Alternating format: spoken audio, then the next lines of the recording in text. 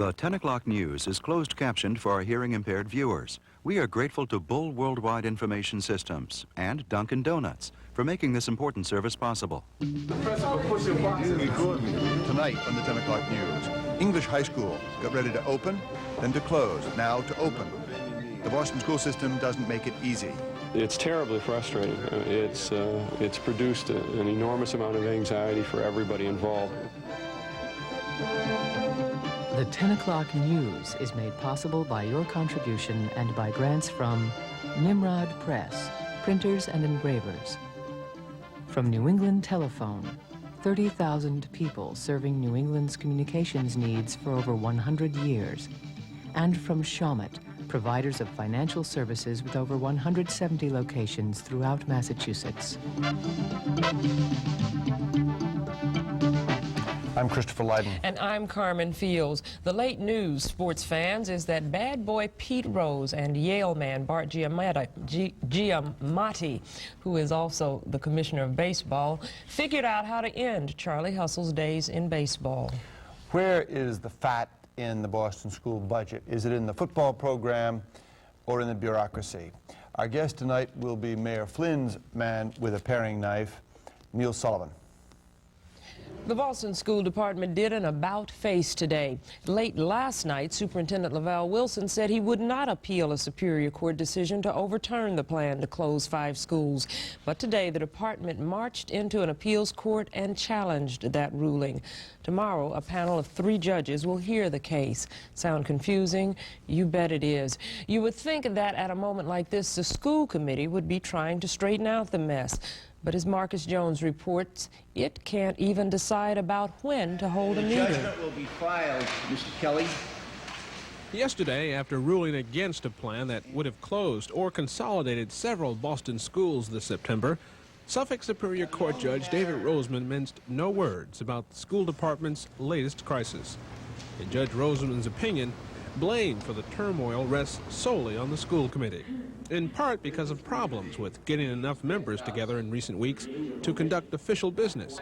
Number one, I find it rather curious that the compromise offered by the court 2 weeks ago to hold one compromised public meeting at an agreed place at an agreed date failed because the school committee could not get a quorum on any night other than August 7th.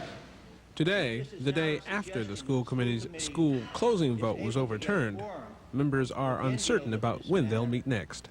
It's been difficult trying to pull everybody together, but there has been an attempt up to now to have a meeting. Am I concerned that we haven't met yet? Yes, I think we probably should have met. Do I think that there's still time to meet? Yes, if we do so within the next 48 hours. Of the 13 members of the school committee, 3 are out of town, including Committee President Thomas O'Reilly and Vice President Peggy Davis Mullen. That leaves 10 members in town who could meet to discuss what's going on in the courts, but the plan is to wait for O'Reilly to return. Of the 10 still here, we were unable to reach these 4 for comment. We spoke to Robert Capucci, Kitty Bowman, and Gerald Anderson by telephone. Capucci, who wants an emergency meeting as soon as possible, told us it seems everything is backing up. I wish things would run more smoothly. Bowman, who has plans to leave town this weekend, commented, "When both the president and the vice president are on vacation, it makes it very difficult to schedule a meeting." And Anderson said, "I don't think there was really anything for us to meet about." There are several options that are before us. Ironically, at City Hall today, the Council's Committee on Education held its second public hearing in as many days on proposals to overhaul the school committee. I think the last couple of months watching the Boston School Committee should give anyone enough evidence for the position that we need to change the governance of the school committee. We haven't thought about the children. We haven't thought about the teachers. We've thought about no one except trying to make it look better for us, and that's unconscionable. Those who support the idea of getting rid of the elected school committee in favor of one appointed by the mayor couldn't have been handed a better set of circumstances to illustrate the school committee at its worst. In the midst of a major crisis, the president and the vice president are unavailable. The school budget still has to be cut by more than $2.5 million, and there are only 2 weeks to go before classes are set to begin. If there is any good news for parents and their children, it may only be that this is at least an election year. For the 10 o'clock news, I'm Marcus Jones. Boston English in the Fenway was one of those city schools that was shocked to be told a month ago it was closing, shocked again to be told this week it's got to open after all next month. Jan von Meren watched the harried preparations today. Remember, bend your knees when you take things off. These boxes of books need to be unpacked. Moving day is canceled. Sidney Smith is headmaster at English High School. He woke up at 2 this morning, couldn't get back to sleep, too much on his mind. Instead, he made a list of 45 things that must be done before his high school is ready to open this fall. It's terribly frustrating. It's produced an enormous amount of anxiety for everybody involved. English High School was closed down earlier this summer by the Boston School Committee. Yesterday, a judge said no to the school closings, so the order today is stay put. I feel desperately bad, you know, for all of the kids, all of the parents, all of the staff who have just had to deal with so much anxiety this summer. In addition to the disheartening task of unpacking boxes that need never have been packed, English High has a hefty program of repair work. It needs to be done before 1,200 students can take their seats in September. This classroom is in good shape compared to others at English. 40 classrooms were severely damaged earlier this summer when water faucets were left on over a weekend. But headmaster Sid Smith doesn't want those classrooms shown on television. He thinks students and parents, in his words, have been beaten up enough this summer. He doesn't want them to have to look at pictures of classrooms with collapsed ceilings and piles of wet carpet. Stay there. As headmaster, Sid Smith is a cheerleader of sorts. Okay, I have now just I've just covered this wall with graffiti, and none of you saw me. None of you had any idea I was there, okay? Anytime, you know, you look in this building, you look at all those nooks and crannies, we could have 300 kids, you know, in nooks and crannies defacing this building, and they don't, you know? I mean, I just think it's a testament to these kids. And, you know, that's why, you know, I said we have resilient people. That's why we're going to make it this year, because we got great kids. When the students return, Sid Smith wants to be ready. But there is the new setback to consider. Today's school department decision to appeal is looming. It's one more frustration for a headmaster who's already had plenty. For the 10 o'clock news, I'm Jan von Meren. Our guest is Mayor Flynn's senior policy advisor, Neil Sullivan, who had a hand in writing a blunt prescription for the school department today. It said, in effect, don't cut the sports programs, cut some of the 600 or so non-teaching bureaucrats in the system. Where would you cut? Okay. Well, first, the message was not don't just cut the sports programs, don't cut the after-school programs, don't cut the programs that keep young children and teenagers in school. This is not the time to do budget cutting, any more than it was the time to close schools. Through delayed decision-making, the Boston School Committee has allowed us to get into a tragic situation. Decisions that need to be made in the late winter or spring are now being made in the last 2 weeks of August. What should we do? We know that this particular school system, as compared to 13 other similarly sized urban school systems, is #1 in non-teaching administrators. There are certified teachers throughout this system who have been assigned as specialists outside the classroom to make up for the failure of many classrooms to work. And I'm not talking about the good schools. In fact, you've been a school parent, I'm about to be a school parent. Middle-class parents can make it in this system. I'm talking about the 80% of the system which is stagnant because we keep trying to make up for what's not happening in the classroom. If we're going to do a blunt cut, and it's necessary, let's say put the energy in the classroom. Let's move the people who do not have direct contact with students off the scene. Let's say, let's commit to a cut. In fairness, it's the mayor's budget ceiling that's forcing the school department to cut. Where would you cut, and how many of those 600 would you put on the street? Okay, the mayor's called for an 11% reduction in the 505 non-teaching administrators who average $49,000 a year. We believe that there are many experienced certified teachers who've moved out of the classroom that should move back in, and that in a very tragic situation is the most intelligent way to go about downsizing this system. This is what school-based management is all about. Get rid of the people who stand between the leader, the superintendent, and the teachers, and concentrate on a direct relationship. To change the subject a little bit, the school committee is maybe properly taking all manner of heat for bad timing, confusion, where the devil are they, that sort of question. Is it possible that they nonetheless made the right decision in closing these schools? They made the right decision in closing schools. In December of 1986, almost 3 years ago, Deputy Superintendent Joe McDonough informed the school committee that there were 4,000 excess seats. It took until May of this year to act. When the school committee acted, they established a commission of appointed by the superintendent members. They came back with recommendations on June 27th. They were publicized and there was no political opposition. That night, mysteriously, it gets voted down. Okay? A program that was educationally sound. Why did that happen?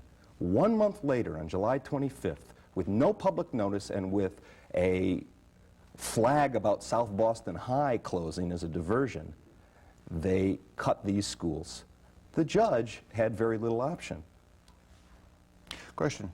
Is the mayor is going to put it on the ballot in Boston this fall, should the elected school committee be replaced with an appointed one?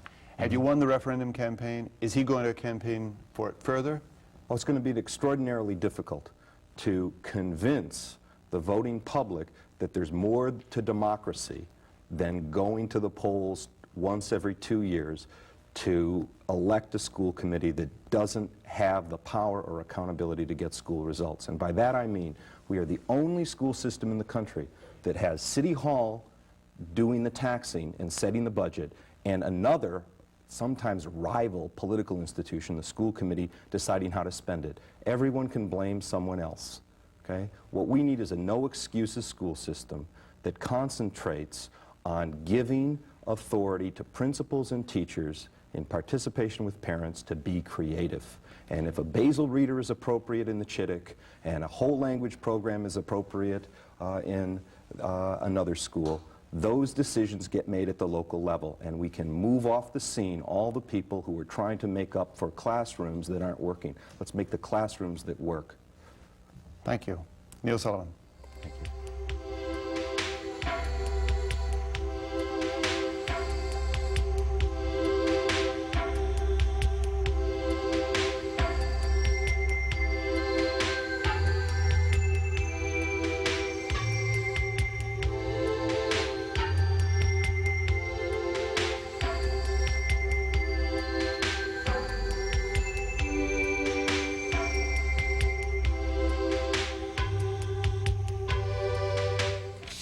Wang Laboratories today named a Connecticut man who led several successful company turnarounds as its new chief executive officer. He's 48-year-old Richard Miller, of late from General Electric's Consumer Electronics. He'll replace Frederick Wang, the son of and former heir apparent of the founder. Wang resigned 2 weeks ago amid escalating corporate losses and investor fidgeting. Miller said today it is, quote, quite likely the company will get an infusion of new money by issuing more stock or debt or a combination. But he says there are no plans to sell Wang. And another large Massachusetts computer firm is making some changes too, but of a different sort. A Digital Equipment Corporation task force issued a memo today urging at least 9 of the departments to cut their workforce by 25% in the next 2 years. The cuts are to be made through attrition or transfer. Digital officials are downplaying the memo, saying it is not a real plan and the task forces do not make policy. But analysts speculate the memo means the company's financial situation is more severe than it first appeared. About 5 years ago, when state officials first informed Governor Dukakis that they had selected the tiny town of New Braintree as a prison site, Dukakis wrote on the memo, quote, "This means mucho trouble." And for the next 4 years or so, that's exactly what the governor got. This summer, the state finally seized the New Braintree property Opponents of the deal haven't cried uncle yet. For the past 2 months, they've been working with the Governor's Council to prevent the state from paying more than $5 million for the land. As Meg Valancourt reports, today's session of the Council was a lesson in the do's and don'ts of real estate. New Braintree, Massachusetts. Residents say there are more cows than people here, so it's hard to imagine this pastoral setting could lead to years of controversy, court cases, and charges of conflict of interest. But it has. To have a $3.2 million purchase swell to $8 or $10 million, that's a misuse of governmental funds.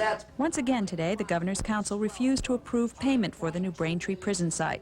For months now, the Council has been investigating what critics call a sweetheart deal, and today a former state employee who helped identify the property was on the hot seat. You cannot state clearly that you did not give the opinion of value to Mr. Gomes before it was released to the press, can you? I cannot state that, no. And can you tell us, did you ever tell him not to have his clients talk to the media? No. Former Assistant Secretary of Human Services James Serco was asked over and over again today when and who he told about the state's possible interest in the prison site. Critics are suspicious because the owners bought the property for a little over $3 million in 1985. 3 months later, they were preparing to sell it to the state for 3 times that amount.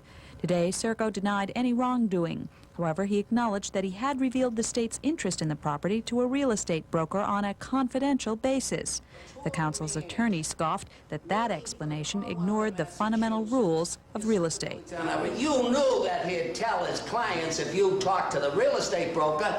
That doesn't help you at all to say, gee, all I did was talk to their real estate broker. That was talking to them. Don't you agree with me, sir? There's really nothing new. What's unfortunate is not that the people in New Braintree, or at least some of the people in New Braintree, are using this as another forum to stop the prison, but that it's now costing the taxpayers in the Commonwealth $10,000 a week in interest. Massachusetts legally owns the New Braintree site now since it took the property by eminent domain, but the council has held up payment, and so last night the owners filed suit. Once the property is taken, the owner is entitled to be paid. Any delay in the processing of that payment, we're entitled to 10% a year.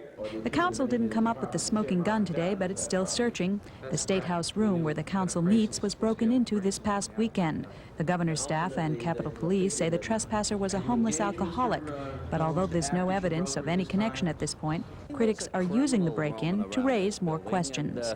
We'd like to know more about it ourselves. Do you know that anything was taken from the governor's council? That hasn't been revealed to us, but a burglar was in there over the weekend looking things over. For 11 weeks now, the council's been considering the New Braintree property sale, and in those 11 weeks, the council succeeded in frustrating the Dukakis administration and the owners' hope for a quick and final sale. But the council has not succeeded in providing evidence of direct collusion between state officials and the owners. They'll have another shot at that next week when real estate owners familiar with the sale have been called to testify. For the 10 o'clock news, I'm Meg Valancourt. Light drizzle today in Boise, Idaho National Forest helped keep the nation's largest wildfire under control.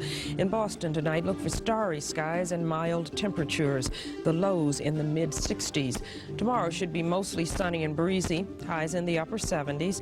Tomorrow night will be another clear one, lows in the chilly mid-50s. And on Friday, we'll have plenty of sunshine again, highs in the mid-70s.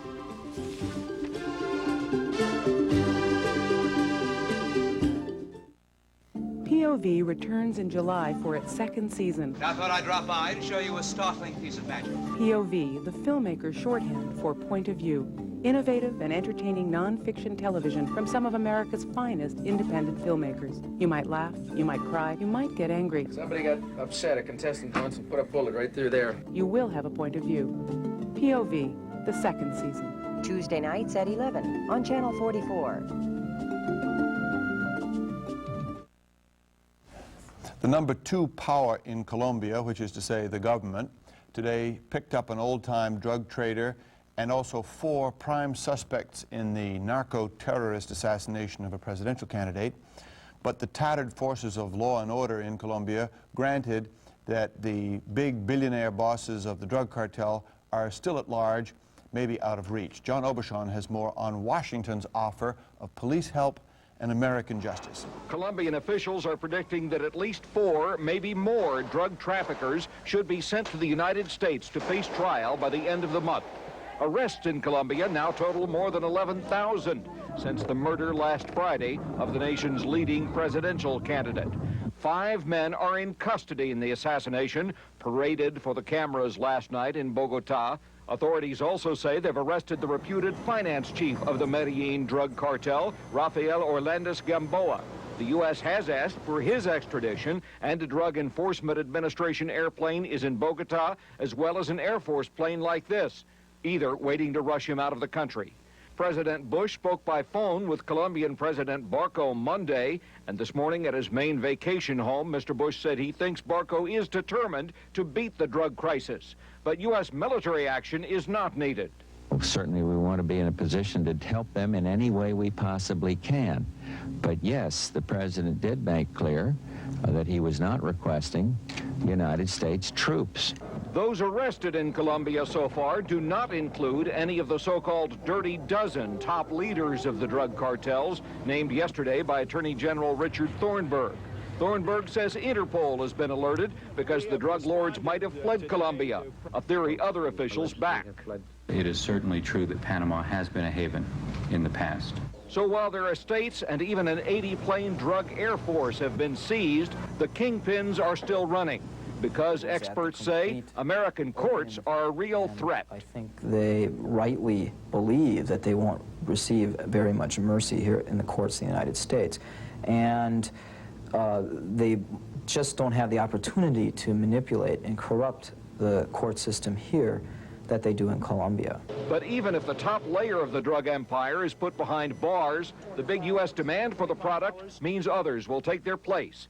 And some estimates suggest that even if the flow from Colombia dried up today, there's enough cocaine in the pipeline to keep the U.S. supplied for another 6 months. The Bush administration thinks this is the best chance in years to do something about the Colombian drug empire. Colombia's Attorney General will be in Washington later in the week to plan a joint legal attack. Last Friday's assassination, officials believe, might finally have pushed Colombia into joining in a serious, determined fight. John Aubuchon at the White House.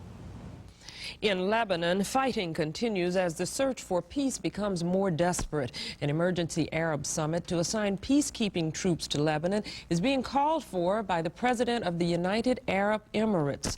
And in Paris today, European community foreign ministers issued an urgent call for an immediate ceasefire. And a man who hijacked an Air France Airbus over the Mediterranean today demanded that an international conference on the Lebanese civil war be held in France. But he was arrested when the plane landed in Algiers, and police discovered that the weapon the Algerian deportee was carrying was not a bomb, but only a can of shaving cream and soap. The crew and passengers are safe, all of them. The incident came as tensions between France and the Muslim forces in Lebanon escalated over some French warships that are moored nearby. Chris? The South African government has done its best to keep television cameras away from anti-apartheid demonstrations. Its best wasn't good enough today when police fired tear gas at Archbishop Desmond Tutu and its scores of students. The cameras were rolling. Kevin Dunn reports. Barricades of tyres ablaze in the streets of townships outside Cape Town. Evidence of a rising tide of black anger and protest exactly 2 weeks before South Africa's segregated elections. Excluded from the polls, blacks have mounted a campaign of defiance of apartheid, which has led to increasing confrontation with police. So Archbishop Desmond Tutu mediated today between black students and police. He successfully persuaded the students not to march to a police station, and he said they'd agreed to disperse peacefully. But when he and they left a church, police fired tear gas without warning. The churchman then confronted the police. I'm going to take this matter up with the lawyers, and you're going to see yourself in court. You can't treat people like this. Okay. You just can't. I mean, they saw me coming out of the church, and I was standing there, and they shot tear gas.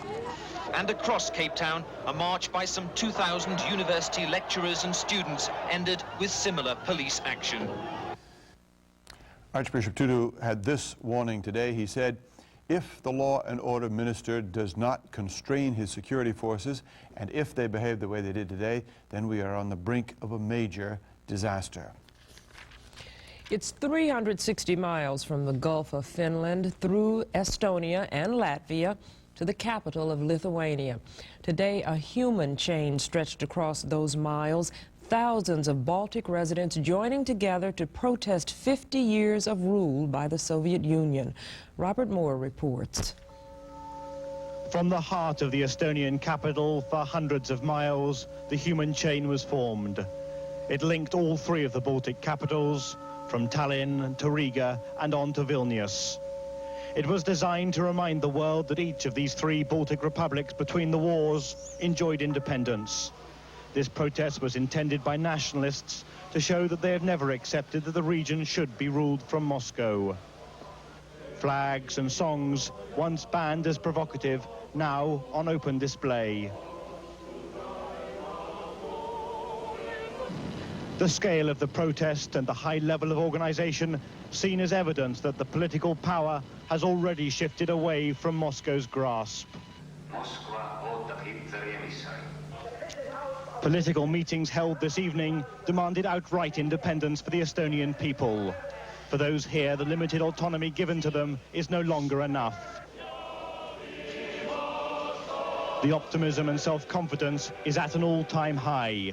But people know that many groups will oppose their nationalist campaign. But after today, no one can doubt the level of support that those seeking Baltic independence can now command. Soviet television reported that Baltic protest, complete with pictures of the Estonian flag. And in Moscow's Pushkin Square, police arrested 75 people demonstrating there for their support of the Baltic autonomy.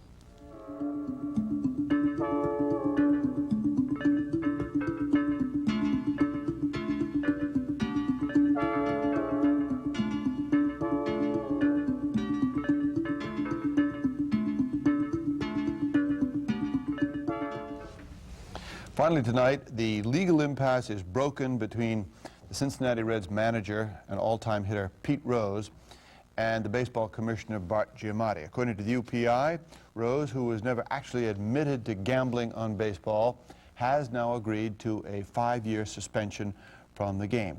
Out of baseball, he couldn't be punished any further for breaking the ban on gambling. He might still be eligible for the Hall of Fame. That's our news. I'm Christopher Lighton. And I'm Carmen Fields. Thanks for stopping by, and good night.